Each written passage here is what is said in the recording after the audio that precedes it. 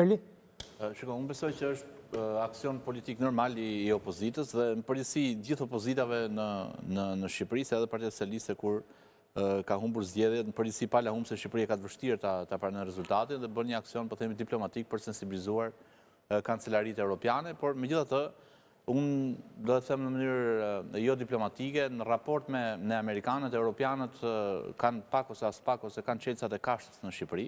Domethënë unë besoj që nga pikpamja e qëndrimit diplomatik më shumë përbën interes, po themi, qëndrimi amerikan ndaj qeverisë Rama, qëndrimi administratës Trump, i cili deri tani ka qenë indiferent, jo thjesht ndaj zgjedhjeve, po ndaj Shqipërisë në tërësi, sepse e kemi përmendur më herët këtu që mungon ambasadori amerikan prej 2 vitesh, patëm një deklaratë mjaft shumë të shkurtër me vetëm një fjali të ambasadës amerikane e cila uroi popullin shqiptar për zgjedhjet, dhe në një farë mënyrë është e kuptueshme që opozita të jetë sy e vesh nga Washingtoni ose nga rruga Elbasanit për të parë qëndrimi amerikan për zgjedhjet dhe për raportin midis 2 administratave, pra administratës Trump dhe qeverisë Rama. Për sa i përket pastaj qëndrimit evropian, unë nuk besoj që ka peshë në legitimitetin, në njohjen ose jo të zgjedhjeve në Shqipëri, në kërkesën e opozitës për zgjedhjet parakoshme për qeveri teknike.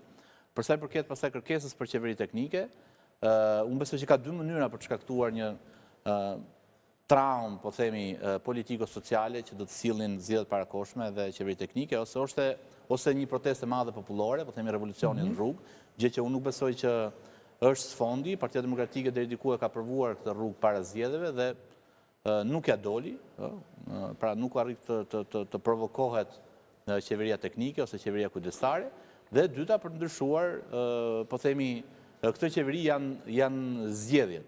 Dhe unë shoh që ka një logjikë, po themi, deri diku disfatiste nga lidershipi i Partisë Demokratike, i cili mendon që me kushtet aktuale, ka thënë dhe Berisha her pas here, thotë përsërit që me Edi Rama kryeministri nuk fitohen zgjedhjet, nuk kanë një mendim të ndryshëm, pavarësisht sado i fortë, sado autokrat jetë një udhëheqës qeverie ose pushteti.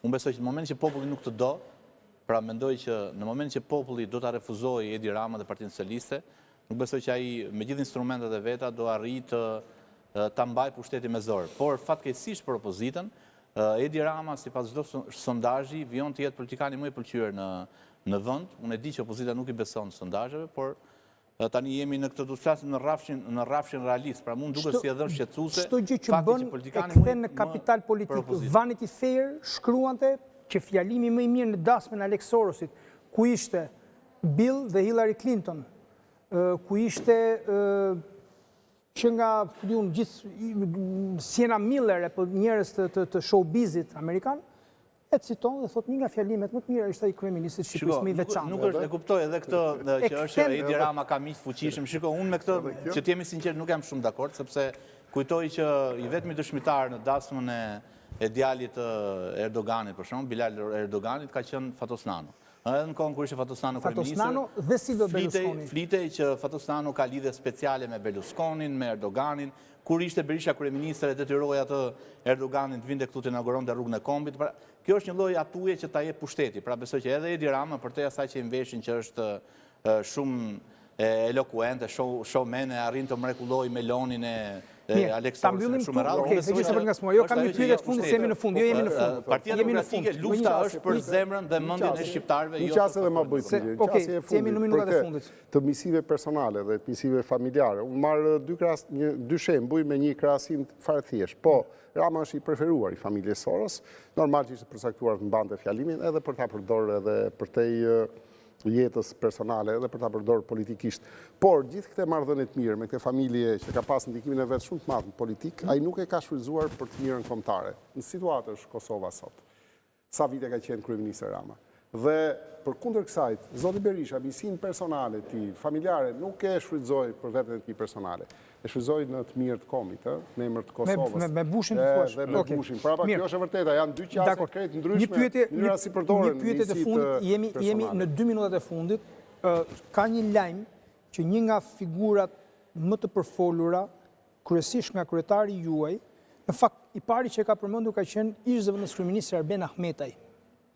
Bëhet fjalë për shtetasin Ergy Sagasi, për të cilin sot raportohet se prokuroria me urdhër të prokurorit Dedar Maksuti, ka urdhëruar kontrole në disa objekte dhe biznese të këtij shtetas si privat që nuk ka pasur kur funksione zyrtare apo dhe partijake, megjithëse konsiderohet si një nga njerëzit kyç Partisë Socialiste në Durrës, dhe zoti Berisha, kryetari i partisë tuaj, e ka bërë letmotiv të fjalës të Agasi. Informacionet janë nga burime jo zyrtare, është ushtruar kontroll në bizneset e tij për një trafik të dyshuar, kontraband të dyshuar cigaresh, por dhe këtu janë në lëmin e spekulimit pastaj të gjithë që shkruajnë që mund të jetë dhe për aktivitetet të tjera. Ju keni një koment? Si në kryetari i Partisë Demokratike? Apo është herët? Më duket si teatr, nga ato teatrot që SPAK i ka ofruar me shumicë për gjatë kësaj kohe në raport me krimin zgjedhor, me krimin penal dhe krimet e tjera në Shqipëri, edhe me krimin e korrupsionit në Shqipëri.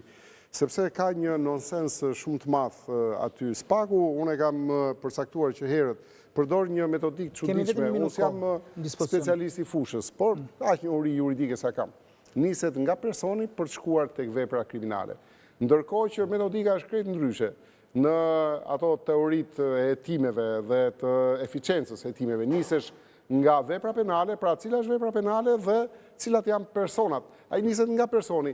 Këtë e përdor dhe kur do të shkatroj personat caktuar dhe kur duhet të mbrojë personat caktuar. Në rastin e zotit Berisha, nuk u nis nga vepra penale, u nis nga zoti Berisha për ta dëmtuar. Në rastin e zotit Agasi, bëhet teatr për ta ndihmuar, sepse është alogjike dhe ka ndodhur dhëra të tjera, janë bërë kontrolle, ore vepra penale dhe ky njeri që i shkon në shtëpi me vendim gjykatës, siç e ka vendim gjykatës, nuk është si personi dyshuar që duhet ndalohet, duhet marrë pyetje dhe pastaj paralelisht i bëhet një kontroll në shtëpi, si ai pastaj zoti Agasi me përcaktimet që ka dhënë zoti Ametaj, se i pare e ka përmend zoti Berisha, e ka përcaktuar koordinator, është mjaftueshëm njeri i mirë informuar dhe e dinte shumë mirë që dikush do i shkonte në shtëpi një ditë. Luciano Boçi, në kryetari i Partisë Demokratike, të falenderoj shumë.